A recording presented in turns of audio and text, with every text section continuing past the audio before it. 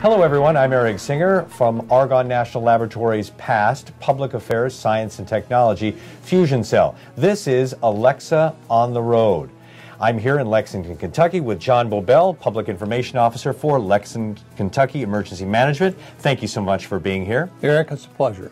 And we are talking about one-man bands. John, you are a one-man band. How long have you been a one-man band? I've been doing public information as a one-man band for about 10 years, and it's been a challenge at times. It's been very rewarding.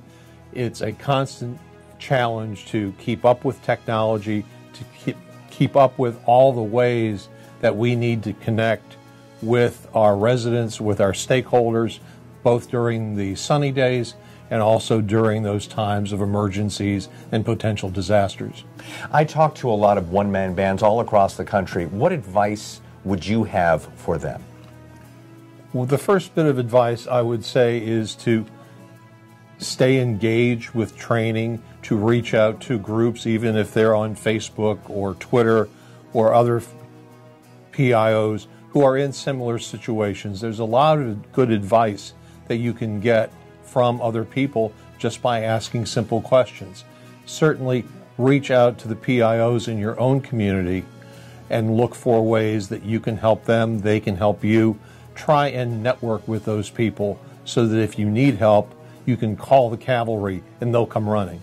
Spreading your message in sunny days and emergencies. Best advice? Best advice is to try and plan that out. Don't come into the office without having some sort of plan. One bit of advice is never leave the office without leaving yourself some notes as to what you're going to start out doing the next day.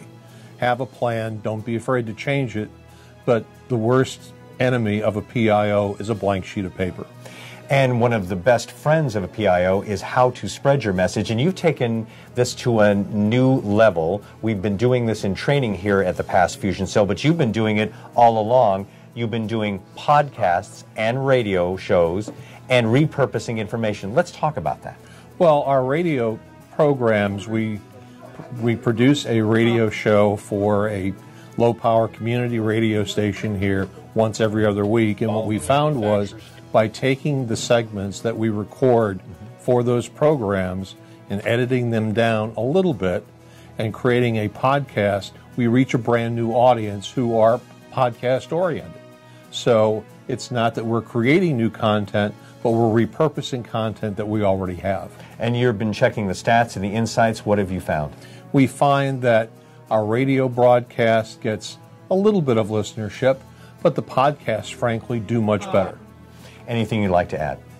Well, we want people to be able to reach out. You can't be alone. You can't feel alone. And by reaching out to other PIOs in your city, in your region, in your state, working with them on training, working with them to offer your help and capabilities, provide support, either on-site support or online support, the virtual PIO, you can be sure that when you need help, you'll have help available. All right, well, thank you very much. John Bobel in Lexington, Kentucky as the Public Information Officer for Lexington, Kentucky Emergency Management. Until next time, I'm Eric Singer with Alexa on the Road. See you soon. Want to read more best practices for your organization?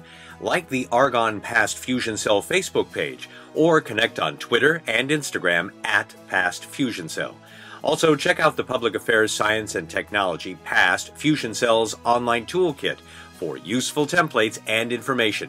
Go to pastfusion.gss.anl.gov.